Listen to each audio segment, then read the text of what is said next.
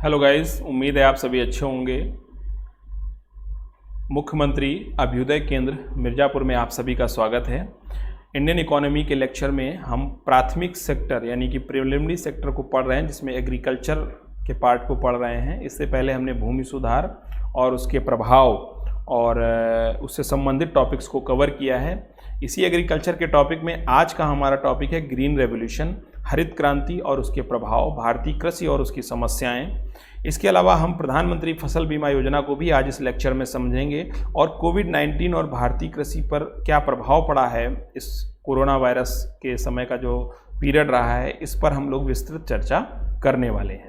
इसके अलावा हम कुछ प्री और मेंस के क्वेश्चंस के पैटर्न को समझेंगे कि जैसे आज का जो टॉपिक हम पढ़ रहे हैं उससे किस प्रकार के क्वेश्चंस पुटअप होते हैं। सबसे पहले आज के लेक्चर की शुरुआत हम एक क्वेश्चन से ही करेंगे जो बैक ईयर में कई बार पूछा गया हुआ क्वेश्चन है और ख़ास तौर से ये क्वेश्चन स्टेट पीएससी में पूछा गया है कि सामुदायिक विकास कार्यक्रम किस वर्ष प्रारंभ किया गया। तो ये इसका सही आंसर है 2 अक्टूबर 1952। सामुदायिक विकास कार्यक्रम भारत में 1952 में शुरू किया गया और भारत और अमेरिका के बीच 1952 में भारत में ग्रामीण विकास के चतुर्दिक और व्यापक विकास के लिए एक समझौता हुआ था, जिसमें अमेरिका का फोर्ड फाउंडेशन शामिल था, जिसने आर्थिक सहायता दी थी। और ग्रामीण विकास की इसी योजना को हम सामुदायिक विकास कार्यक्रम के नाम से जानते हैं। 2 अक्टूबर को क्यों प्रारंभ किया गया? क्योंकि महात्मा गांधी का जन्म दिवस भी 2 अक्टूबर होता है। 2 अक्टूबर को एक अभी जो हमारी वर्तमान की सरकार है उसने एक स्कीम जारी की है। तो फटाफट आप सभी कमेंट बॉक्स में तुरंत हमें बताइए कि 2 अक्टूबर को और कौन सी स्कीम शुरू की गई थी अभी नई सरकार के द्वारा, नई केंद्र सरकार के द्वारा, ओके, पिछले 7 साल के दौरान। उम्मीद है आप सभी को पता होगा, बहुत पॉपुलर स्कीम रही है और वो एक आंदोलन के तरीके से चली है इस गवर्नमेंट में, ओके। चलिए, आज का टॉपिक है हमारा हरित क्रांति, ग्रीन रेवोल्यूशन। अब इस पूरे टॉपिक के आज के लेक्चर को कवर करने के बाद हम किन तरीके के क्वेश्चंस को करने में सफल हो जाएंगे जो मेंस के पर्सपेक्टिव से इम्पॉर्टेंट है। मेंस 2021 आप यही टारगेट रखिएगा, जिनका ये टारगेट है उनके लिए ये इम्पॉर्टेंट हो जाता है। इसके अलावा जो आगे के मेंस देंगे उनके लिए भी ये इम्पॉर्टेंट हो जाता है। तो सबसे पहला क्वेश्चन है कि भारत में के कृषि क्षेत्र से संबंधित चुनौतियों की चर्चा कीजिए, साथ ही साथ इससे संबंधित सरकारी प्रयासों का भी उल्लेख कीजिए। दूसरा क्वेश्चन है भारत में हरित क्रांति और उसके प्रभावों की चर्चा कीजिए। तीसरा क्वेश्चन है कि भारत में हरित क्रांति के सामाजिक, आर्थिक और राजनीतिक प्रभावों की चर्चा कीजिए, ओके। इस तरीके के क्वेश्चंस को करने में हम आज के लेक्चर के बाद तैयार हो जाएंगे। इसके अलावा एक क्वेश्चन और अभी के जो इस वर्ष मेंस लिखेंगे या अगले वर्ष भी लिखने की संभावना है, उसमें एक क्वेश्चन तैयार हो सकता है कि कोविड-19 का भारतीय कृषि पर क्या प्रभाव पड़ा,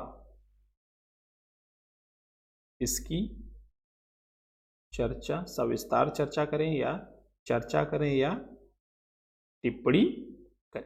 तो ये इस तरह का क्वेश्चन भी आपके लिए टैकल करना आसान हो जाएगा।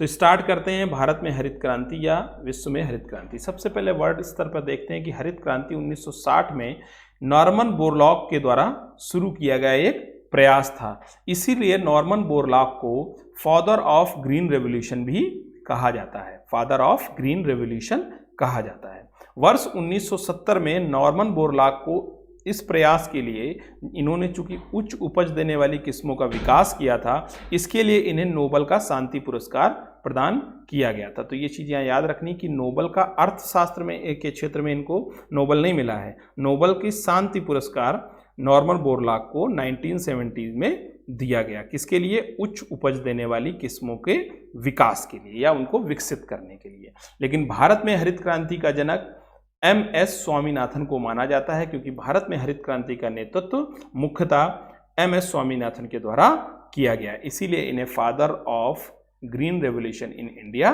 कहा जाता है, डॉक्टर MS स्वामीनाथन को। अब देखिए, इतने ही 2 स्लाइड से आपको कुछ क्वेश्चंस तैयार हो गए। क्या कि हरित क्रांति का जनक किसे माना जाता है? तो सही आंसर आप सबको पता है, कमेंट बॉक्स में आप तुरंत सही आंसर दीजिए। यस,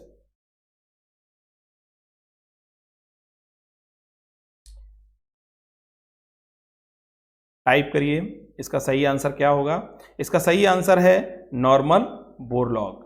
इसमें देर नहीं लगाना है और इसका सही आंसर नॉर्मन बोरलॉग होगा। क्यों? क्योंकि हरित क्रांति के जनक की बात की गई है। लेकिन अगर इसी की थोड़ी सी फ्रेमिंग और बदल दी जाए कि भारत में हरित क्रांति का जनक किसे माना जाता है, भारत में हरित क्रांति का जनक किसे माना जाता है, तो इसका सही आंसर क्या होगा, फटाफट बताइए।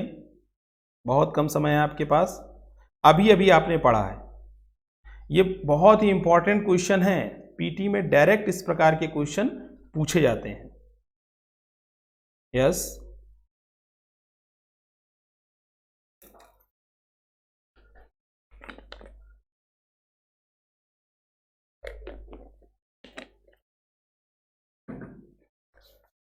भारत में हरित क्रांति का जनक एमएस स्वामीनाथन को माना जाता है। ओके, आगे देखते हैं हम कि यूपीएससी किस प्रकार के क्वेश्चंस को पूछती है। सबसे पहले तो इसमें दो संशोधन करेंगे कि ये संबंधित लिखा हुआ है और यहाँ पर ये जो ऑप्शन है यहाँ पर केवल 2 है।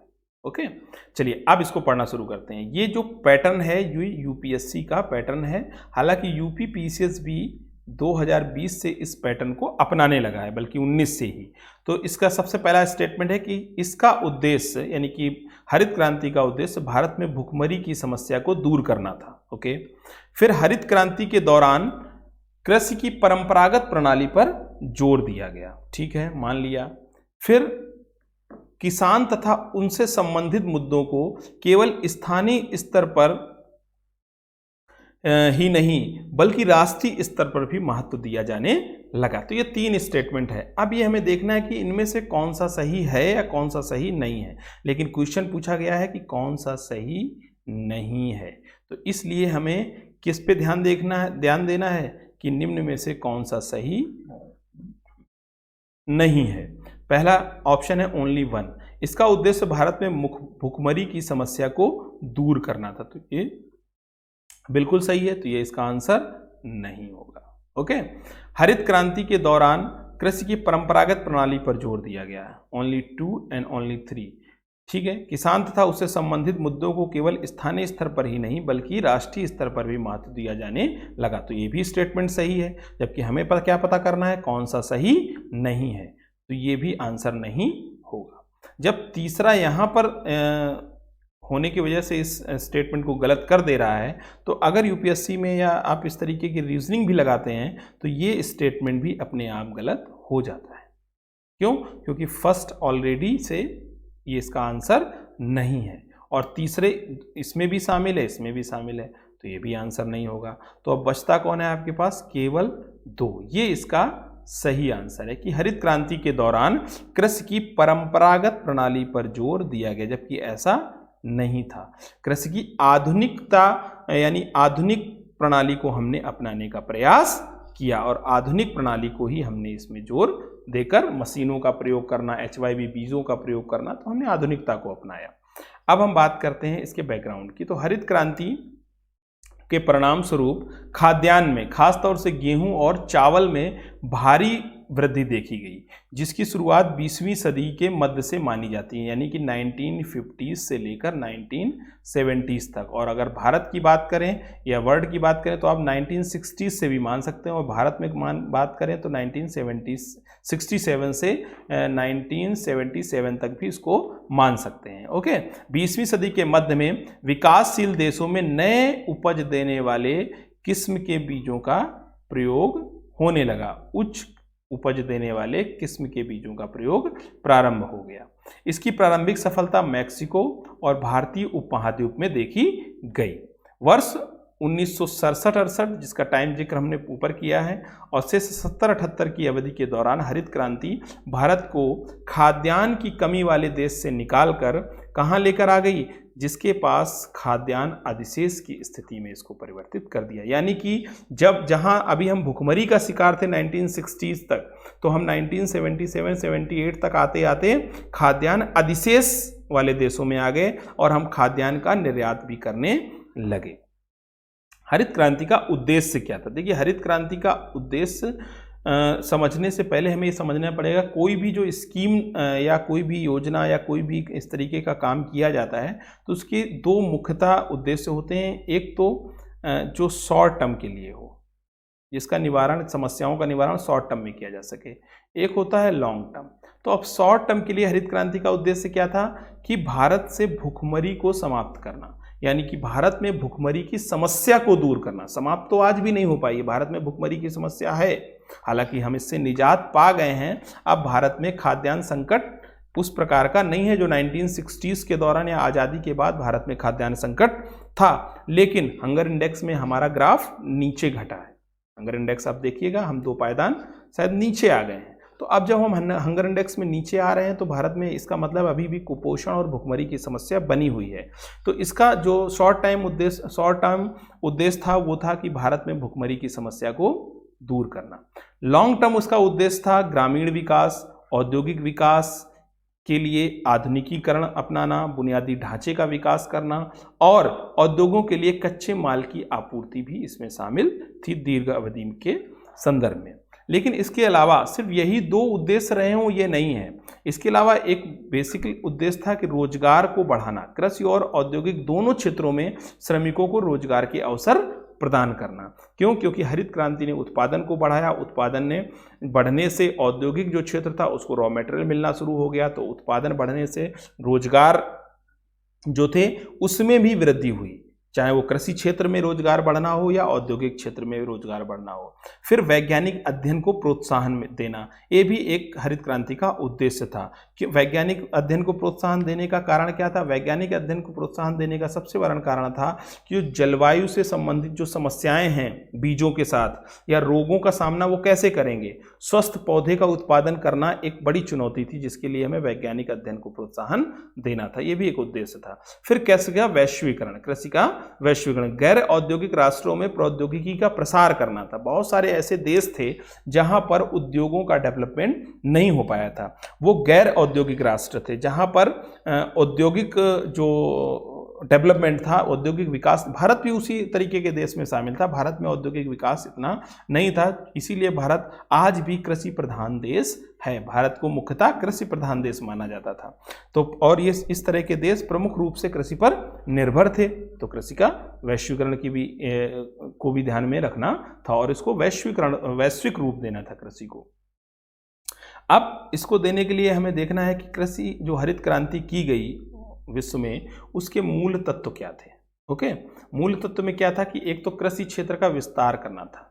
हमें जो कृषि जो सिंचित भूमि थी, कृषि योग्य जो भूमि थी, उसमें विस्तार करना था। ठीक है, हालांकि 1947 से पहले से भी हम इस पर प्रयास कर रहे थे, लेकिन उसके बाद जब खाद्यान्न की मांग बढ़ी, उसको पूरा करने के लिए हमारे लिए कृषि क्षेत्र का विस्तार जरूरी हो गया और हरित क्रांति ने कृषि भूमि के विस्तार में सहायता प्रदान की। दूसरा पॉइंट है दोहरी कृषि फसल प्रणाली।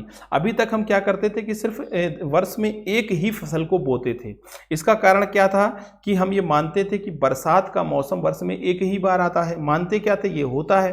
तो चूंकि भारत में जो कृषि प्रणाली थी वो मुख्यतः मौसम आधारित कृषि प्रणाली थी, लेकिन हरित क्रांति के बाद हमने क्या किया, बड़ी बड़ी सिंचाई परियोजनाओं का प्रारंभ किया, बांधों का निर्माण किया, बड़े बड़े बांधों का निर्माण किया और जो अन्य जो सिंचाई के साधन थे या तकनीकें थीं जैसे ट्यूबवेल, पंप सेट, स्प्रिंकलर, ठीक है ना, तो ड्रिप सिस्टम, इन सब तकनीकों को हमने धीरे धीरे हरित क्रांति के माध्यम से अपनाना शुरू कर दिया। अब जब हमने हरित क्रांति के माध्यम से इन तकनीकों को अपनाया, सिंचाई प्रणालियों को अपनाया, तो वर्ष में 2 फसलों को प्राप्त करना हमारे लिए आसान हो गया। ऐसा निर्णय लिया गया।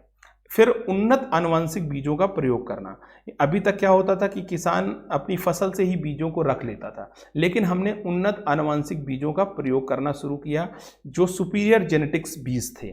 ये एक वैज्ञानिक पहलू है और इसके लिए ICAR ने बहुत सारा रिसर्च किया और गेहूं, चावल, बाजरा, मक्का के नई किस्म के बीजों को मार्केट में या किसानों के लिए उसने उपलब्ध कराया। किसने? ICAR ने, भारतीय कृषि अनुसंधान परिषद ने।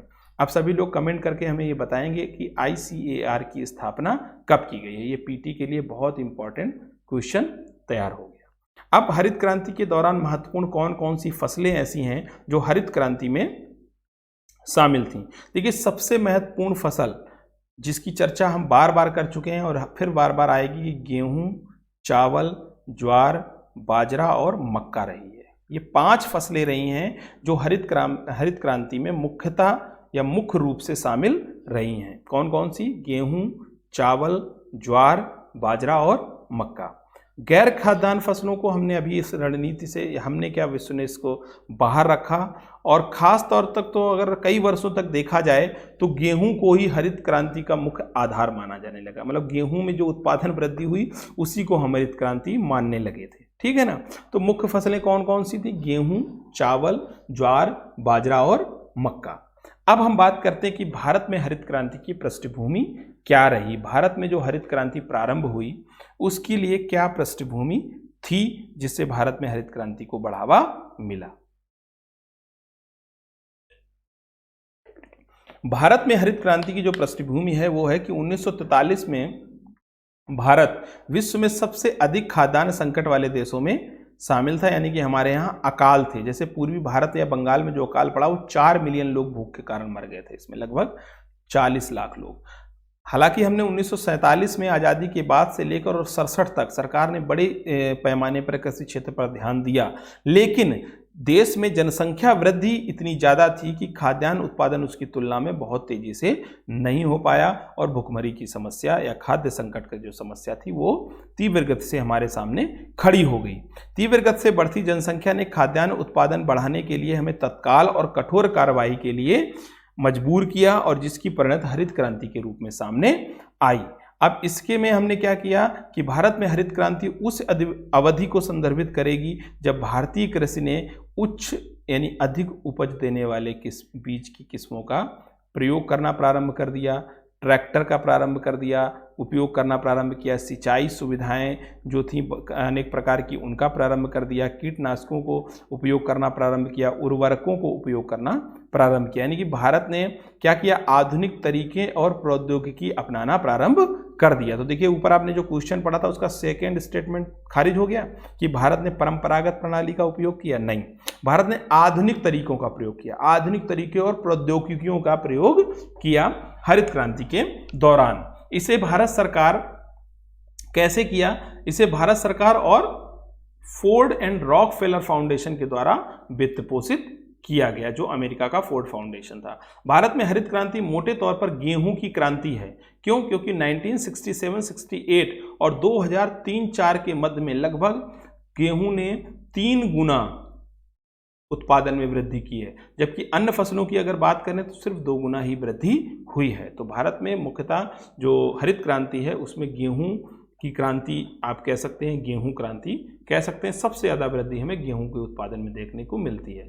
इसी को हम अगर दूसरी भाषा में इस पूरी पृष्ठभूमि को समझने की कोशिश करें तो आप इसको भी समझ सकते हैं और इसको डिट्टो आप मेंस के इंट्रोडक्शन में स्टार्ट कर सकते हैं कि वर्ष 1960 के मध्य में स्थिति और भी दयनीय हो गई जब पूरे देश में अकाल की स्थिति बनने लगी और इन परिस्थितियों में भारत सरकार ने विदेशों से हाइब्रिड बीज मंगाने प्रारंभ किया, उनसे मांगना शुरू किया। अपनी उच्च उत्पादकता के कारण इन बीजों को उच्च उत्पादक किस्में कहा जाता है, हाई यील्डिंग वेराइटीज कहा जाता है। क्या कहा जाता है? High yielding varieties. और ये हाई यील्डिंग वेराइटीज को 1960-63 के दौरान हमने भारत ने 7 राज्यों के 7 चयनित जिलों में, ठीक है ना, पायलट प्रोजेक्ट की तहत शुरू किया, जिसे गहन कृषि जिला कार्यक्रम कहा गया, IADP कहा गया, इंटेंसिव एग्रीकल्चर डिस्ट्रिक्ट प्रोग्राम कहा गया।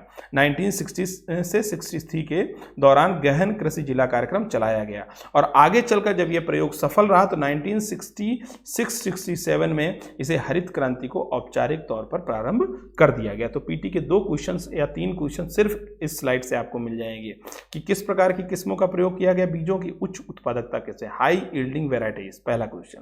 दूसरा, गहन कृषि जिला कार्यक्रम IADP intensive agriculture district programme किस वर्ष प्रारंभ किया गया? 1960-63 के दौरान। फिर एक क्वेश्चन तैयार हो जाएगा कि हरित क्रांति की औपचारिक शुरुआत भारत में कब की गई? तो 1966-67 के दौरान भारत में हरित क्रांति की औपचारिक शुरुआत की गई। ओके, अगली बात आगे बात करते हैं कि मुख्य तौर पर हरित क्रांति देश में कृषि उत्पादन को बढ़ाने के लिए लागू की थी। तो इसका एक उद्देश्य क्या था? कृषि उत्पादन को बढ़ाना।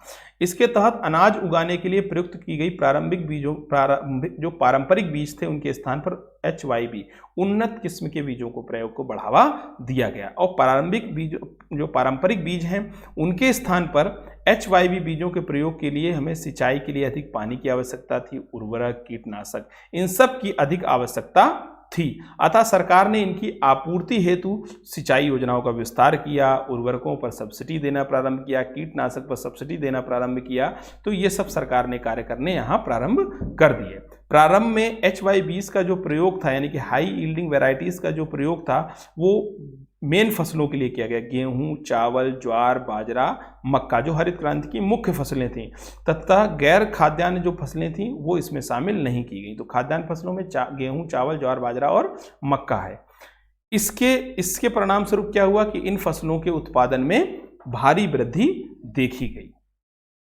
अब हम इसके हरित क्रांति के प्रभाव की बात करते हैं। तो हरित क्रांति के जो सकारात्मक प्रभाव रहा है उसकी सबसे पहले चर्चा करेंगे। तो पहला सकारात्मक प्रभाव रहा फसल उत्पादन में भारी वृद्धि देखने को मिलती है।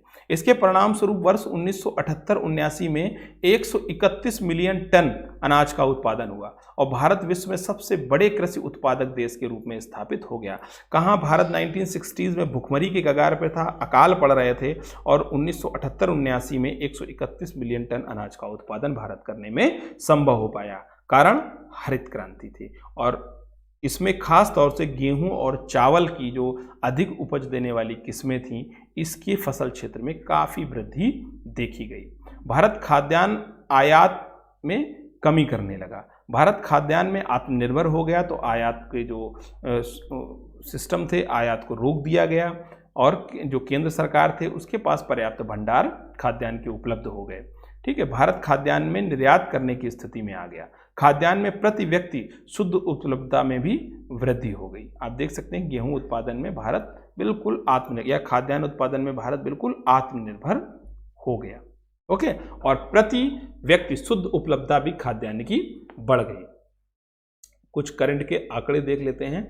आर्थिक समीक्षा 2020-21 के आधार पर जो पहला अग्रिम अनुमान आया है वो आया है खाद्यान्न उत्पादन का 144.5 मिलियन टन। हालांकि 19-20 में जो चौथा अंतिम अनुमान था वो 296.7 मिलियन टन का था। आगे बात करते हैं, फिर किसानों को भी इससे बेहतर लाभ हुआ। क्या लाभ हुआ कि हरित क्रांति की शुरुआत से किसानों के आय स्तर में बढ़ोतरी होने लगी।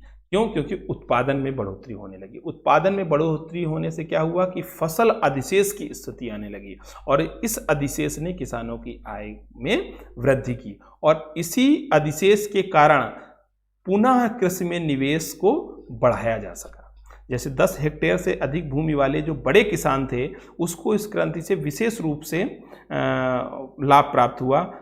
क्यों? क्योंकि इन आगतों में जैसे HYB बीज थे, उर्वरक, मशीन थे, इनमें बड़ी मात्रा में इन्होंने निवेश किया और इस निवेश से इनको जो हरित क्रांति थी उसका सबसे ज़्यादा लाभ मिला और यहाँ से पूंजीवादी कृषि यानी कैपिटलिस्ट फार्मिंग को भारत में बढ़ावा मिलने लगा।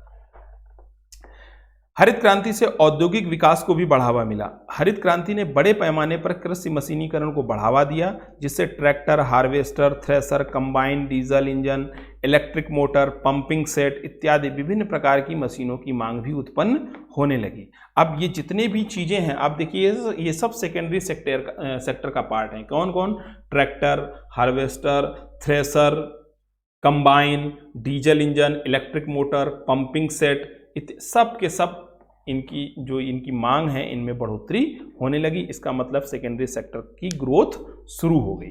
इसके अलावा रासायनिक उर्वरकों के प्रयोग में बढ़ोतरी हुई, कीटनाशकों के प्रयोग की मांग बढ़ी, खरपतवार नाशी की मांग बढ़ी। तो ये सब किसके सेक्टर के पार्ट हैं? सेकेंडरी सेक्टर के पार्ट हैं। तो इनके उत्पादन में भी वृद्धि हुई तो औद्योगिक विकास भी बढ़ा। इसके अलावा औद्योगिक विकास में कच्चे माल के रूप में भी कृषि ने अपना योगदान देना शुरू कर दिया। कृषि उत्पादों का उपयोग कच्चे माल के रूप में भी किया जाने लगा। ओके, इसके अलावा ग्रामीण रोजगार में वृद्धि हुई। ग्रामीण रोजगार में ही वृद्धि नहीं हुई बल्कि औद्योगिक रोजगार भी बढ़ने लगा। औद्योगिक रोजगार प्लस ग्रामीण रोजगार ये बढ़ने लगा। देखिए, रोजगार की समस्या तो पहले भी थी, आज भी है और हमेशा रहेगी। तो रोजगार को 100% नहीं दिया जा सकता है, लेकिन आप रोजगार के अवसर बढ़ा सकते हैं। ठीक है, तो हरित क्रांति के माध्यम से क्या हुआ कि चूंकि बहुफसली कार्यक्रम चले, ठीक है, उर्वरकों का प्रयोग हुआ, इसमें श्रम बल की आवश्यकता पड़ी, श्रम बल की मांग बढ़ी, इससे इनको रोजगार, लोगों को रोजगार मिलना प्रारंभ हो गया। भले ही उन्होंने आप कह सकते हैं कि कृषक मजदूर के रूप में कार्य किया, लेकिन उनको रोजगार मिलना प्रारंभ हो गया। हरित क्रांति से न केवल सिर्फ कृषक श्रमिक मिले, बल्कि औद्योगिक श्रमिकों की भी आवश्यकता होने लगी। क्यों? क्योंकि कारखाने बने, पनबिजली स्टेशंस बने, ठीक है। तो अब इनके लिए क्या चाहिए था? हमें श्रमिक चाहिए थे, तो इन्होंने रोजगार का अवसर खोल दिया। अब ये सारे तो हमारे सकारात्मक प्रभाव हो गए, लेकिन ये सारे सकारात्मक प्रभाव ही रहे हों हरित क्रांति के, ऐसा नहीं है। हरित क्रांति के बहुत सारे नकारात्मक प्रभाव भी रहे हैं। अब हम उनकी चर्चा करेंगे कि क्या हरित क्रांति के नकारात्मक प्रभाव रहे हैं। सबसे पहला प्रभाव तो यही रहा है, जो इसका सकारात्मक प्रभाव था, कि खाद्यान्न उत्पादन में तो हम आत्मनिर्भर हो गए, लेकिन गैर खाद्य फसलों पर हमने ध्यान नहीं दिया। गैर खाद्य अनाज इसमें शामिल नहीं किए गए। गेहूं, चावल, ज्वार, बाजरा, मक्का तो ठीक है, लेकिन मोटा अनाज, दलहन, तिलहन, ये सब इसके दायरे से बाहर रखा गया। इसके अलावा सिर्फ मोटा अनाज, दलहन, तिलहन ही हरित क्रांति के दायरे से बाहर नहीं रखा गया, बल्कि कपास, जूट, चाय, गन्ना जैसी प्रमुख व्यावसायिक वाणिज्यिक फसलों को या नगदी फसलों को भी इससे बाहर रखा गया। या हरित क्रांति से ये फसलें अछूती रहीं, तो इन जो फसलें थी उनको बढ़ने का मौका नहीं मिल पाया। ओके, दूसरा जो सबसे बड़ा ड्रॉबैक रहा कि HYBP जो प्रोग्राम था उसका कवरेज सीमित था, केवल वही 5 फसलों तक ही सीमित था, गेहूं, चावल, ज्वार, बाजरा और मक्का तक। गैर खाद्यान्न फसलों को इस रणनीति से, यानी कि हाई यील्डिंग वैरायटी प्रोग्राम, ठीक है ना, इस प्रोग्राम के बाहर ही रखा गया। तो ये भी एक बड़ा ड्रॉबैक रहा, गैर खाद्यान्न फसलें इस रणनीति से बाहर हो गया। अब चूंकि गैर खाद्य फसलें HYB बीज इनके अभी तक विकसित नहीं हुए थे, तो किसान भी उनके प्रयोग को लेकर जोखिम नहीं लेना चाहता था। वो गेहूं, चावल, ज्वार, बाजरा, मक्का तक सीमित रहा, खास तौर से गेहूं और चावल तक ही सीमित बना रहा। इसके अलावा एक बड़ा ड्रॉबैक रहा कि क्षेत्रीय असमानता में वृद्धि हुई। क्षेत्रीय असमानता में वृद्धि कैसे हुई कि उसने अंतर क्षेत्रीय असमानता को बढ़ाया और अंतर क्षेत्रीय असमानता को भी बढ़ाया इसने। जैसे आप कह सकते हैं कि हरित क्रांति का प्रभाव अगर अभी तक टोटल देखा जाए तो सिर्फ 40% कुल फसली क्षेत्र में ही देखने को मिलता है। 60% क्षेत्र अभी भी इससे अछूता है। और अगर आप देखो तो भारत के जो नॉर्थ वेस्टर्न एरिया है, यानी कि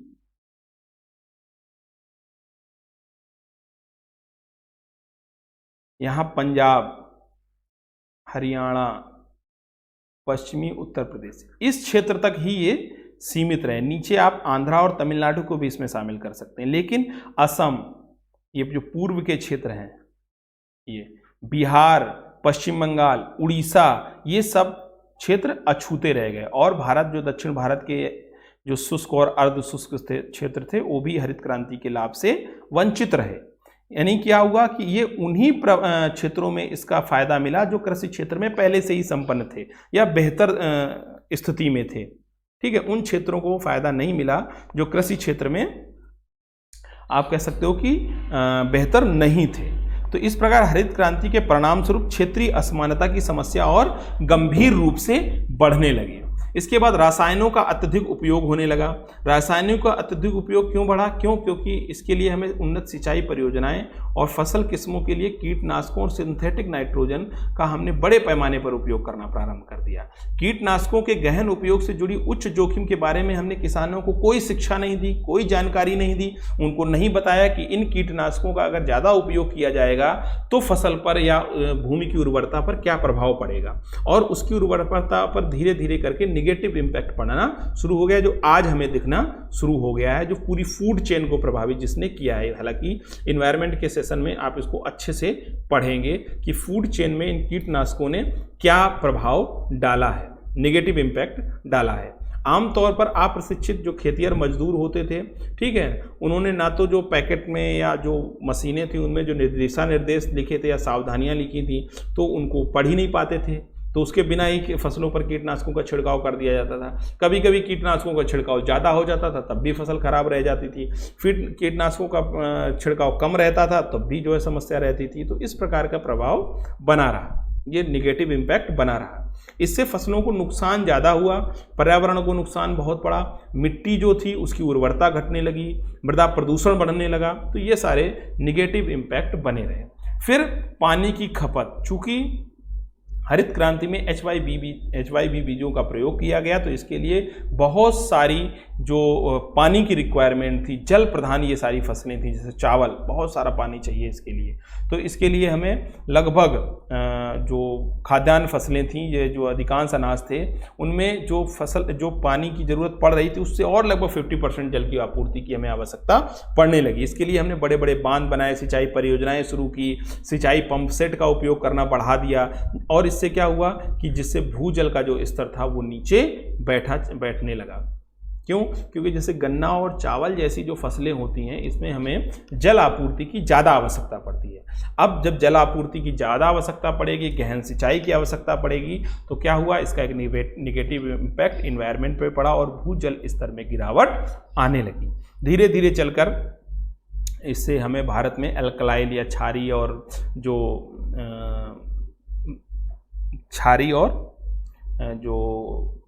क्या कहते हैं उसको आप, क्षारीय और एक शब्द और है, देखिए उसका नाम, ठीक है ना। तो जिसका पीएच मान गिर गया या पीएच मान बढ़ गया, तो इन तरह की जो फसलें थी या मिट्टी थी उसमें वृद्धि देखी गई।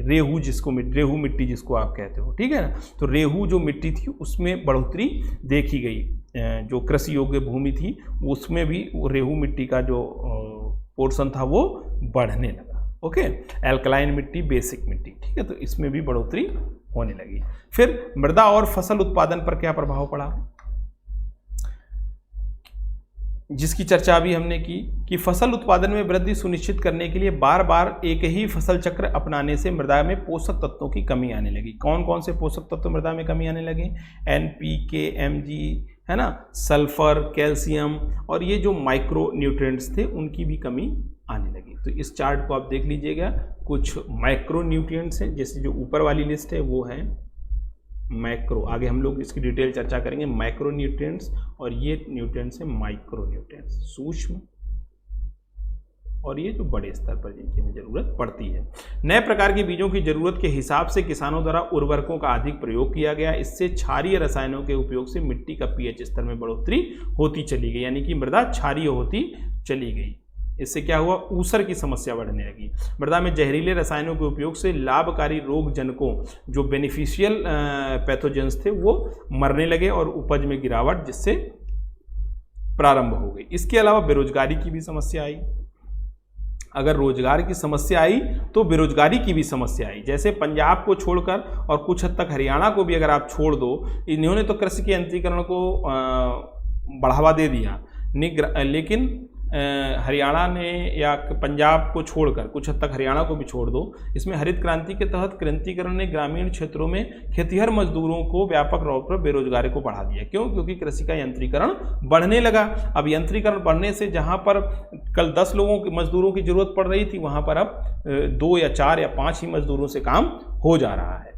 तो ये कृषि के यंत्रीकरण से भी बेरोजगारी की समस्या बढ़ने लगी, और ख़ास तौर से जो गरीब किसान थे या भूमिहीन मजदूर थे उन पे इसका प्रभाव देखा गया। ठीक है, स्वास्थ्य पर भी निगेटिव इम्पैक्ट पड़ना शुरू हो गया, क्योंकि हमने रासायनिक उर्वरकों और कीटनाशकों का बड़े पैमाने पर उपयोग करना प्रारंभ कर दिया।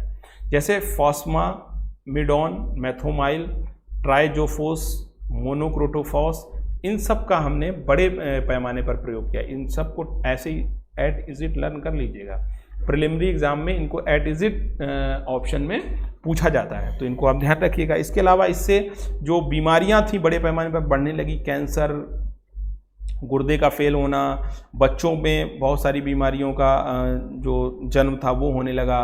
ठीक है, जन्म दोष, जो जन्म के समय गंभीर समस्याएं पैदा हो जाती हैं, उनमें भी बढ़ोतरी देखने को मिलती हैं। खास तौर से स्वास्थ्य जो संबंधी समस्याएं थी उसके में भी बढ़ोतरी हमें इसके कारण देखने को मिली। फिर हरित क्रांति के अब हम आर्थिक, सामाजिक और राजनीतिक प्रभाव की चर्चा करेंगे।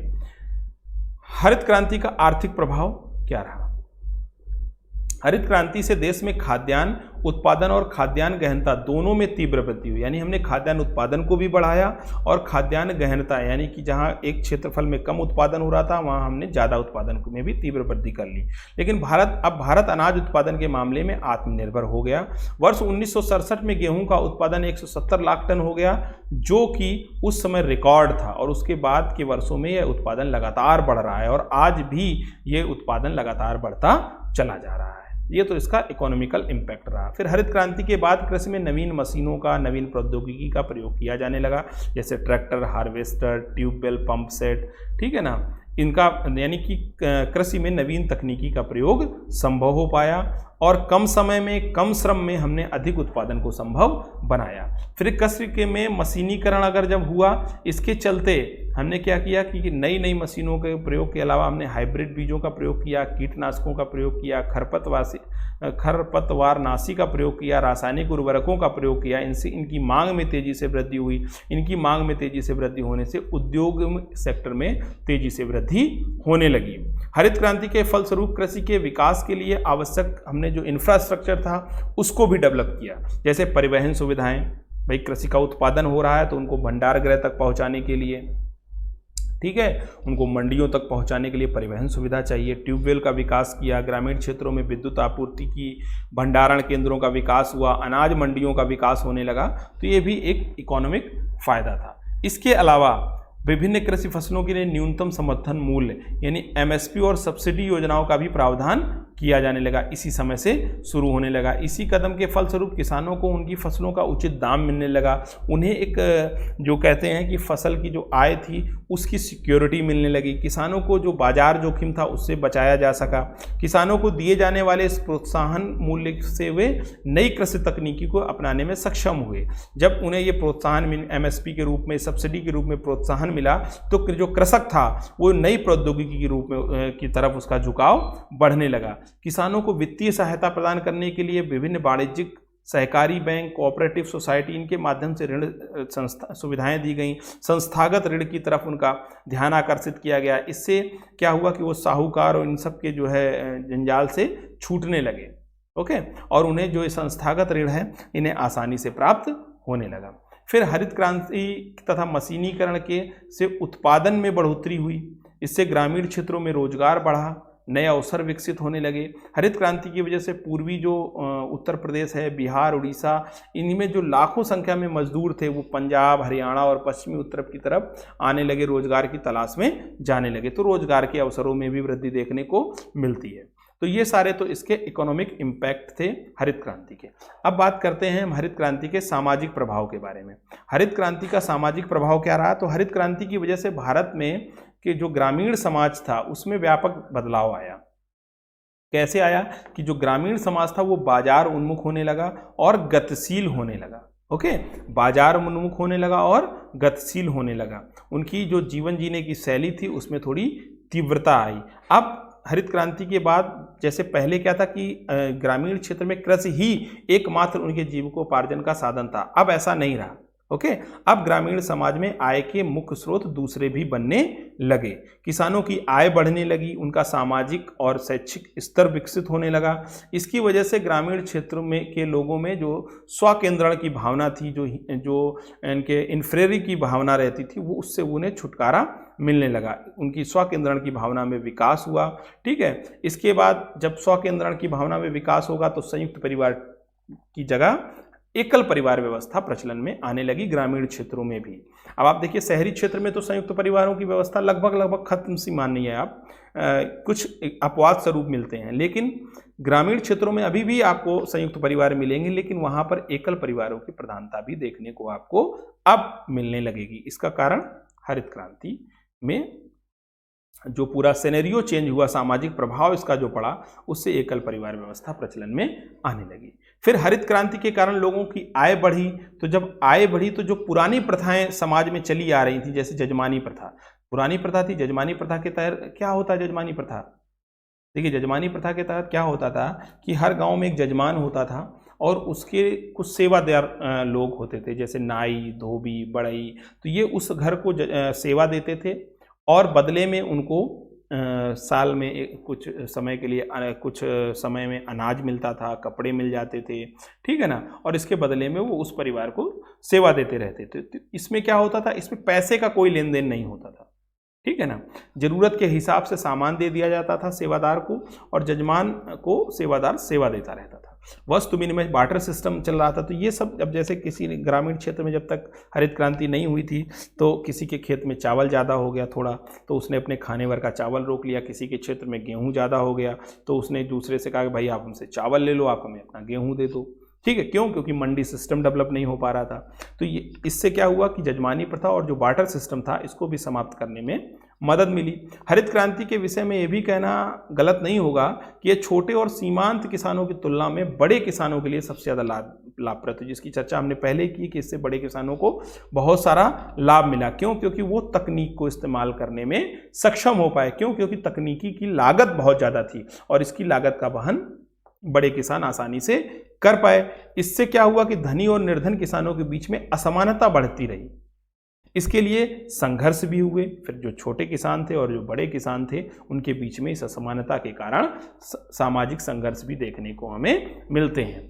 अब जहां हरित किसान ने अर्थव्यवस्था, समाज, संस्कृति इन सब में बदलाव किया, वहीं क्या हुआ, कुछ नैतिक समस्याएं अब समाज में पैदा होने लगी। जैसे जो इलाके संपन्न हो रहे थे, पंजाब, हरियाणा, पश्चिमी उत्तर प्रदेश के, वहाँ क्या हो रहा था, वहाँ नैतिक पतन शुरू हो गया। शराब, नशाखोरी, इनका सेवन की प्रवृत्ति बढ़ने लगी। इसके अलावा महिलाओं के जीवन में व्यापक रूप से इसका प्रभाव पड़ा। हरित क्रांति से पहले महिलाएं बाहर जाकर खेतों में काम करती थी, घर के पुरुष सदस्यों के साथ हाथ बटाया करती थी। लेकिन जब किसानों की आय बढ़ने लगी, मशीनों का प्रयोग बढ़ने लगा, तो महिलाओं की स्वतंत्रता कम होने लगी। महिलाओं को काम करने की आवश्यकता नहीं रही, तो महिला श्रम क्षेत्र से बाहर निकल कर आ गई। तो महिलाओं के जीवन पर भी इस पर व्यापक प्रभाव पड़ा। अब बात करते हैं हरित क्रांति के राजनीतिक प्रभाव की। राजनीतिक प्रभाव के अंतर्गत अगर हम देखें तो राजनीति के क्षेत्र में हरित क्रांति ने दूरगामी प्रभाव डाले। क्योंकि किसानों में एक नए वर्ग का विकास होने लगा था, मध्यम वर्ग का, जिसने स्थानीय स्तर पर राजनीति में भाग लेना प्रारंभ कर दिया। पूर्व में राजनीति जहां समाज के उच्च जातियों और धनी वर्ग के द्वारा नियंत्रित की जाती थी, अब क्या हुआ, हरित क्रांति के बाद समाज के छोटे तबके के लोगों ने इसमें भागीदारी बढ़ाना प्रारंभ कर दिया।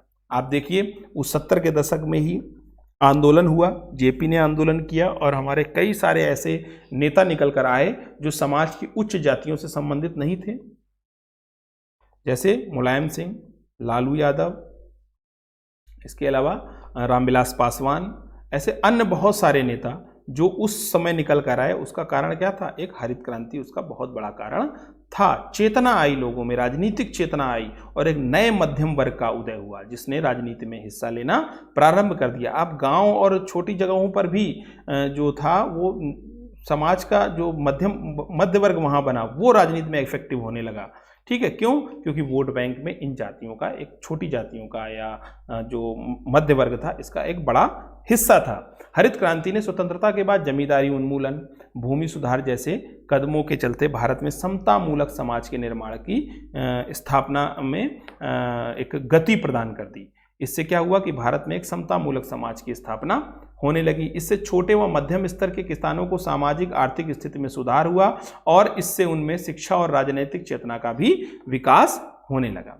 इसके अलावा किसान तथा उससे संबंधित मुद्दों को केवल स्थानीय स्तर पर ही नहीं बल्कि राष्ट्रीय स्तर पर भी महत्व दिया जाने लगा।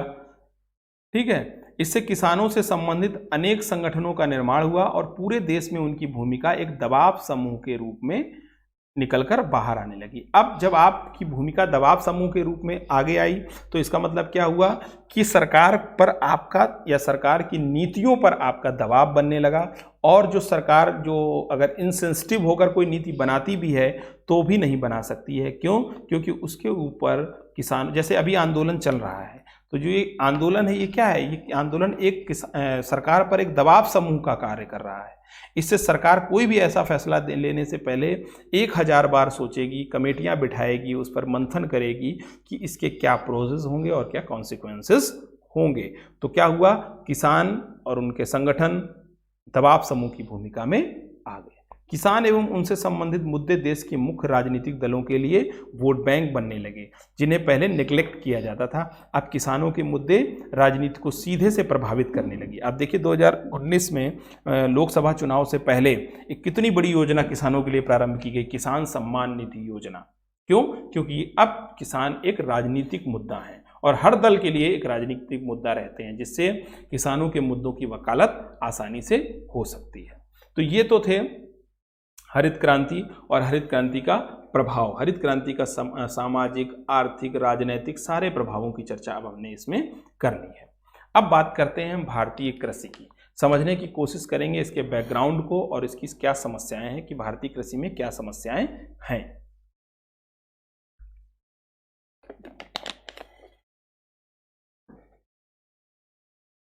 देखिए भारतीय कृषि व्यवस्था, सबसे पहले तो हमें यह समझने की जरूरत है कि भारतीय कृषि में ध्यान देने की जरूरत क्यों है। भारत में जो कृषि है वो आजीविका प्रदान करने और खाद्य सुरक्षा को सुनिश्चित करने में सबसे ज़्यादा महत्वपूर्ण भूमिका निभाती है। चूंकि कृषि भारत में चूंकि भारत एक कृषि प्रधान देश है, तो आजीविका के लिए भी कृषि जरूरी है और खाद्य सुरक्षा के लिए भी कृषि जरूरी है। साथ ही साथ जो खेती है, जो कृषि है, वो गरीबी को कम करने के लिए और डेवलपमेंट को बनाए रखने के लिए, सतत डेवलपमेंट के लिए, सस्टेनेबल डेवलपमेंट के लिए भी महत्वपूर्ण है। ठीक है, जैसे इससे अगर नहीं इस तरीके के अगर हम कृषि पर ध्यान देंगे तो नक्सलवाद जैसी समस्याएं पैदा होने लगेंगी। इसके अलावा पलायन, जो ग्रामीण क्षेत्र से शहरी क्षेत्र में जो पलायन होता है वो पलायन होने लगेगा। तो नक्सलवाद जैसी समस्याएं हैं या जो कॉन्फ्लिक्ट होता है किसानों और दूसरे उद्योगपतियों के बीच में, जो पलायन है, इसको रोकने के लिए भी हमें कृषि पर ध्यान देने की जरूरत है। ठीक है, इसके अलावा आजीविका प्रदान करने के लिए लोगों को और खाद्य सुरक्षा सुनिश्चित करने के लिए कृषि पर ध्यान देने की आवश्यकता है। कृषि का सकल घरेलू उत्पाद में 16% का योगदान है और रोजगार में 49% का योगदान है, हिस्सा है। तो ऐसे में खराब कृषि प्रदर्शन से क्या होगा कि महंगाई बढ़ेगी, किसानों से जुड़े संकट और बढ़ने लगेंगे, तो देश में राजनीतिक सामाजिक असंतोष पैदा होने लगेगा। इसको रोकने के लिए कृषि पर विशेष ध्यान देने की जरूरत है। साथ ही कृषि में उत्पादकता बढ़ने से अर्थव्यवस्था के अन्य क्षेत्रों में भी उत्पादक गतिविधियां तेज होंगी, उनको गति देने में मदद मिलेगी। तो अन्य क्षेत्रों में जो उत्पादक गतिविधियां हैं उनको जो है गति मिले, इसके लिए भी कृषि क्षेत्र पर ध्यान देना आवश्यक है। तो इस कारण तो हमें कृषि क्षेत्र को बढ़ावा देने की आवश्यकता है। अब भारत में अगर हम कृषि पैटर्न को समझने की कोशिश करें कि भारत में किस प्रकार का कृषि पैटर्न है, तो भारत में मुख्यतः 3 समय में खेती की जाती है, खरीफ की फसल, रबी की फसल और जायद की फसल। इन 3 मौसमों में आप कह सकते हैं कि पैटर्न है हमारे पास जिन पर खेती की जाती है। जो खरीफ की फसल है वो दक्षिण पश्चिम मानसून जब आता है, ठीक है, या ग्रीष्म मानसून के दौरान इसकी बुआई की जाती है। खास तौर से इसकी बुआई जुलाई से अक्टूबर के बीच में इसका टाइम पीरियड रहता है। जैसे धान की फसल, चावल की फसल, चावल की फसल क्या होती है, अब जुलाई में अभी बोई जा रही है और ये जाकर अक्टूबर में काटी जाएगी जब दक्षिण पश्चिमी मानसून वापस जाने लगेगा। ओके, अब खरीफ की मुख्य फसलें कौन कौन सी हैं? चावल, कपास, मक्का, बाजरा, अरहर, सोयाबीन, मूंगफली, जूट। इन सब को जुलाई से अक्टूबर के बीच में इनका टाइम पीरियड है और इन सब को खरीफ की फसल के रूप में जाना जाता है। दूसरा है रबी की फसलें। रबी की फसलें कब बोई जाती हैं? जब उत्तर पूर्वी मानसून वापसी के दौरान में होता है, यानी कि अक्टूबर से मार्च के दौरान में। जैसे गेहूं की फसल, ठीक है, अक्टूबर में बोते हैं ठंड के समय में जब ठंड आने वाली होती है। क्यों? क्योंकि गेहूं की फसल के लिए आपको पता है पाला जरूरी होता है। अब उसके बाद हम इसको मार्च के आसपास काटने लगते हैं, ठीक है। कभी कभी थोड़ा पहले पक जाती है फसल तो फरवरी लास्ट में भी काटने लगते हैं। तो रबी की फसल क्या है कि उत्तर पूर्व मानसून जब वापसी करता है तो रबी की फसल उस समय बोई जाती है। तो इसमें कौन कौन सी फसलें शामिल हैं? गेहूं, जौ, राई, सरसों, इन फसलों की बुआई रबी के मौसम में की जाती है। फिर तीसरा पैटर्न है जायद की फसलें। ये मार्च और जून के बीच में, यानी कि जो खरीफ और रबी के बीच का जो अंतराल है उस अंतराल को भरने के लिए इन जायद फसलें बीच में आई जाती हैं, जिसमें से खास तौर से सब्जी और तरबूज और मतलब इस तरीके की जो फसलें हैं उनको उगाया जाता है। खरबूजा, तरबूज, सब्जी की फसलें, ये सब जायद की फसलें हैं। हालांकि सब्जी 12 माह से उगाई जाती है, लेकिन वो मौसम, चूँकि देश में अलग अलग मानसूनी प्रकार की जलवायु है, अलग अलग क्षेत्रों में अलग अलग प्रकार का मौसम रहता है, तो अलग अलग फसलों का अलग अलग क्षेत्रों में उगाए जाने का समय भी अलग अलग है। अब भारत में कृषि विकास के लिए कौन जिम्मेदार है, कौन सी जिम्मेदार संस्था है जो भारत में कृषि विकास के लिए जिम्मेदार है? तो भारत में कृषि मंत्रालय के अंतर्गत कृषि एवं सहकारिता विभाग, कौन? कृषि एवं सहकारिता विभाग कृषि क्षेत्र में विकास के लिए एक जिम्मेदार संस्था के रूप में कार्य करती है। अब इसके अलावा इसमें आप एनडीडीबी का भी मान सकते हैं, अन्य निकाय भी हैं जैसे राष्ट्रीय डेयरी विकास बोर्ड। तो चूंकि डेयरी भी कृषि क्षेत्र से रिलेटेड है, प्राथमिक क्षेत्र से रिलेटेड, मैंने आपको पहले लेक्चर में ही बात की थी, तो ये भी इसका एक घटक है। तो बेसिकली कृषि एवं सहकारिता विभाग कृषि मंत्रालय के अंतर्गत कृषि विकास के लिए जिम्मेदार संस्था है। अब भारतीय कृषि का जो सबसे ज्यादा बंटाधार था वो ब्रिटिश शासन के समय हुआ। आखिरकार ऐसा क्या हुआ कि ब्रिटिश शासन के समय सबसे ज्यादा इसका बंटाधार हुआ? क्यों? क्योंकि ब्रिटिश शासन के दौरान भारत की अर्थव्यवस्था मूल रूप से कृषि प्रधान थी या कृषि पर ही टिकी थी, और लगभग देश की 85% आबादी ज़्यादातर जो गांवों में निवास करती थी और अपनी आजीविका के लिए प्रत्यक्ष और अप्रत्यक्ष रूप से कृषि पर निर्भर थी। इन तमाम अगर हम फैक्ट्स को देखें तो इसके बावजूद कृषि विकास में ठहराव और जो थोड़ी प्रगति जो नहीं हो पाई, ये बहुत बड़ा एक अनुभव हमारे पास रहा कि ब्रिटिश शासन में जबकि हमारी इतनी बड़ी आबादी गांवों में निवास कर रही थी, कृषि पर निर्भर थी, तब भी कृषि विकास रुका रहा और उसमें एक इफेक्टिव जो ग्रोथ कहते हैं वो नहीं हो पाई।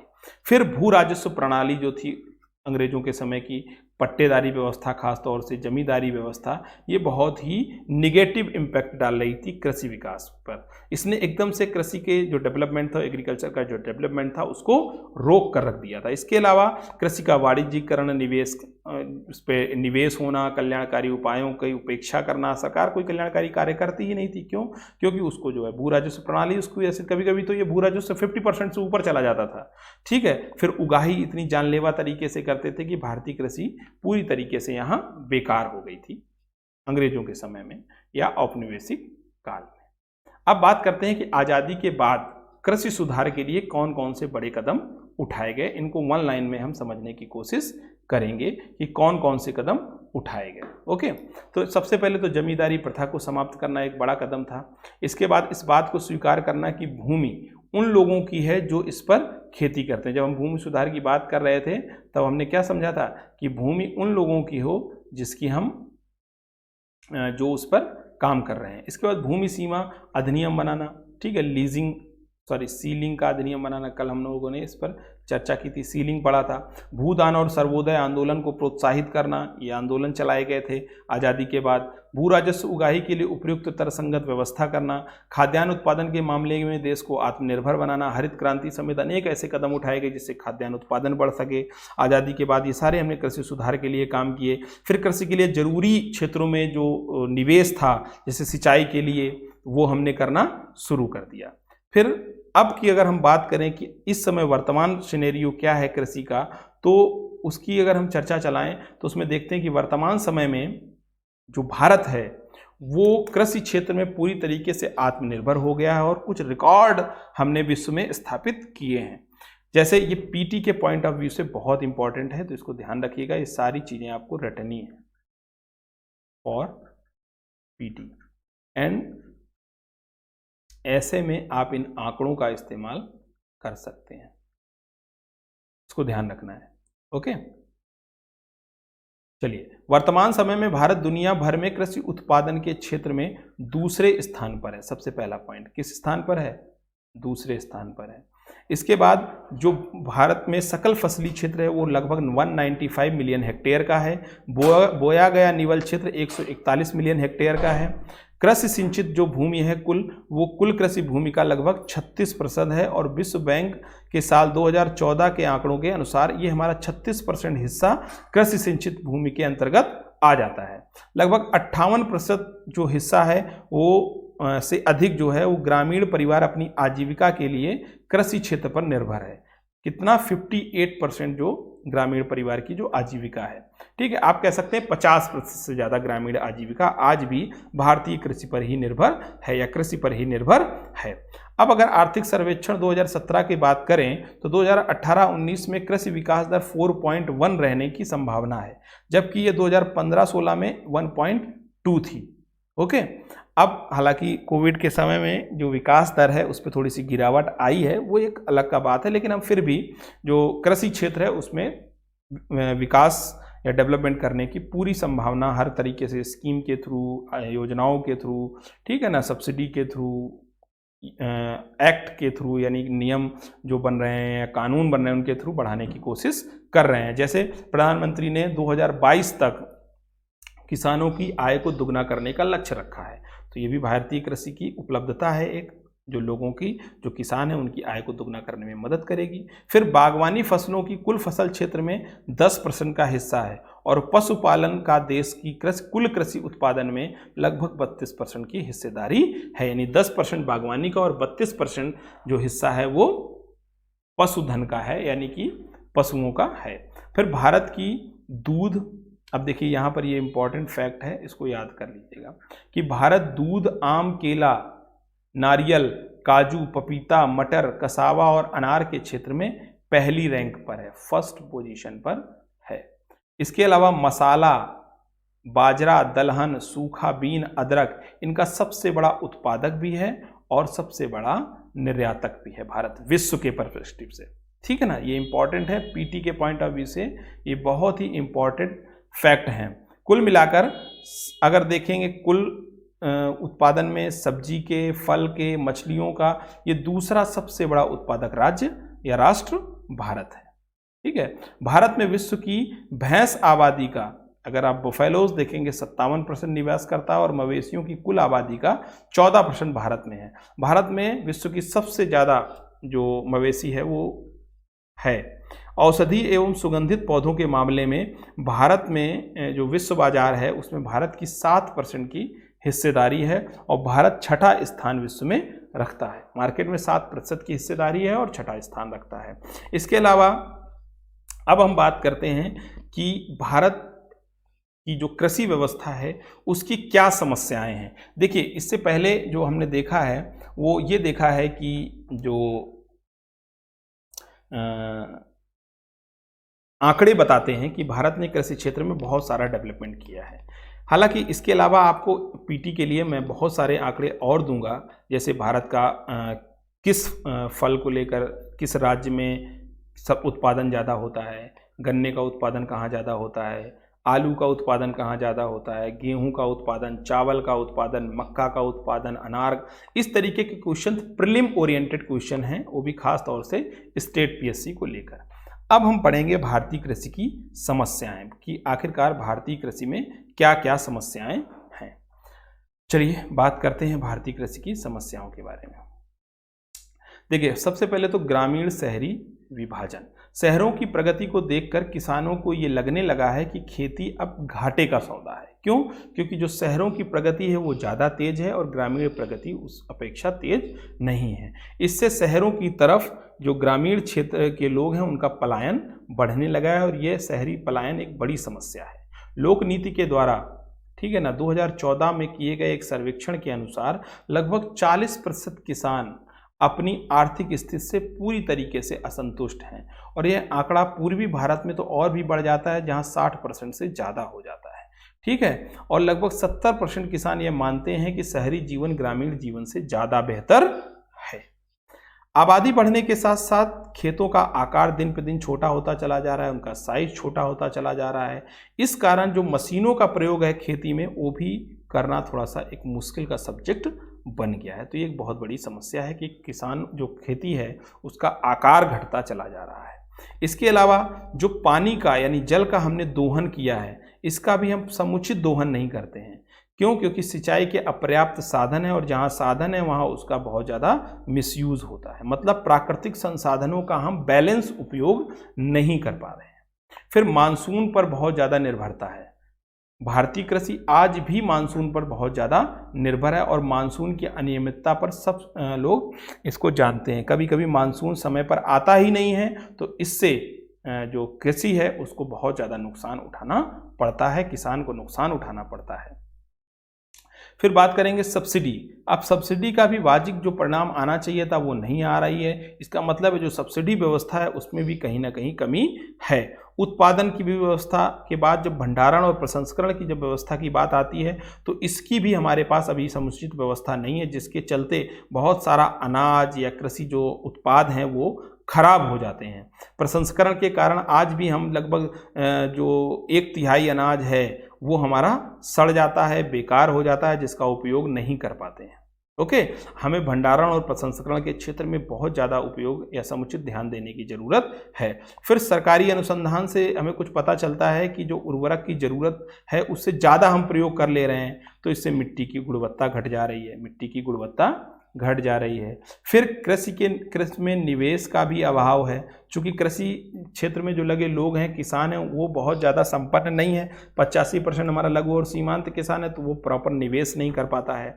फिर कृषि को लेकर राजनीतिक जो इच्छा शक्ति है उसमें भी कमी देखने को मिलती है, प्रभावी नीतियों का अभाव इसीलिए हमें देखने को मिलता है। फिर कृषि क्षेत्र में निजी कंपनियों या निजी व्यवसायियों का जो निवेश है उसमें भी कमी देखने को मिलती है।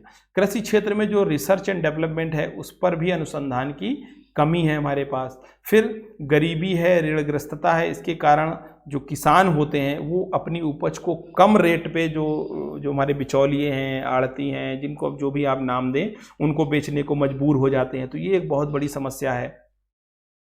इसी को लेकर हालांकि जो केंद्र सरकार कह रही है कि हमने अध्यादेश जारी किया है, लेकिन कुछ कह नहीं सकते हैं। बिचौलियों को लेकर या आड़तियों को लेकर किसान एक तरफ बीमा योजना शुरू करती है, दूसरी तरफ कहती है हम बिचौलियों के उन्मूलन के लिए काम कर रहे हैं।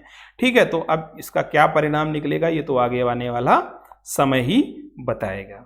फिर कृषि के लिए आवश्यक मूलभूत सुविधाएं जैसी जो होती हैं, जो सड़क है, बिजली है, परिवहन है, ठीक है, इससे भी कृषि उत्पाद जो बाजार प्रभावित होता है, इनकी भी समुचित व्यवस्था नहीं है। बारहमासी सड़कों का अभी भी कहीं कहीं ग्रामीण क्षेत्रों में अभाव है, जिससे जो वो मंडी तक प्रॉपर पहुंच नहीं पाते हैं। फिर कृषि उत्पादों की गुणवत्ता जो है वो अंतर्राष्ट्रीय मानकों के अनुरूप में नहीं होती, जिसके कारण कई बार हमारा जो कृषि निर्यात है वो प्रभावित हो जाता है।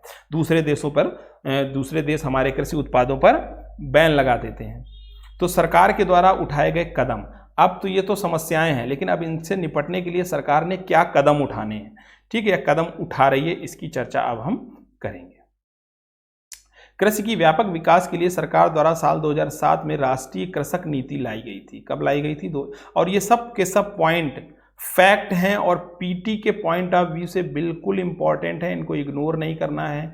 मेंस में ये आंकड़े लिखने के लिए आपको कंटेंट उपलब्ध करा रहे हैं, तो आप पीटी हो या मेंस बिल्कुल भी इन आंकड़ों को या फैक्ट्स को बिल्कुल इग्नोर नहीं करेंगे। ओके, तो कृषि क्षेत्र में व्यापक विकास के लिए सरकार द्वारा 2007 में राष्ट्रीय कृषक नीति लाई गई है। फिर जमीन की उर्वरता और जैव विविधता को बनाए रखने के लिए जैविक खेती को प्रोत्साहन दिया जा रहा है सरकार के द्वारा। फसलों की जो मुताबिक पोषण मिले, उन्हें उर्वरकों की जानकारी मिले, इसके लिए सॉयल हेल्थ कार्ड की जो योजना है, किसान कॉल सेंटर की जो स्कीम है, इसको चलाया जा रहा है। फिर सिंचाई की समस्या को दूर करने के लिए प्रधानमंत्री कृषि सिंचाई योजना को भी व्यापक रूप से क्रियान्वित किया जा रहा है। इसके अलावा यूरिया और जो अन्य खतरनाक जो रासायनिक उर्वरक हैं उसके दुष्प्रभाव से बचने के लिए नीम कोटेड यूरिया को बढ़ावा दिया जा रहा है। इसके अलावा खाद्यान्नों के भंडारण और उनके प्रसंस्करण से जुड़ी हुई जो बुनियादी ढांचे की जो विकास है उस पर भी ध्यान केंद्रित किया जा रहा है। इसके अलावा कृषि उत्पादों के लिए एक बड़ा बाजार तैयार हो सके, इसके लिए ई-नैम व्यवस्था और एपीएमसी एक्ट में सुधार किया जा रहा है और ई-नैम व्यवस्था को लाया गया है। कृषि में जोखिम को कम करने के लिए प्रधानमंत्री फसल बीमा को भी क्रियान्वित किया जा रहा है।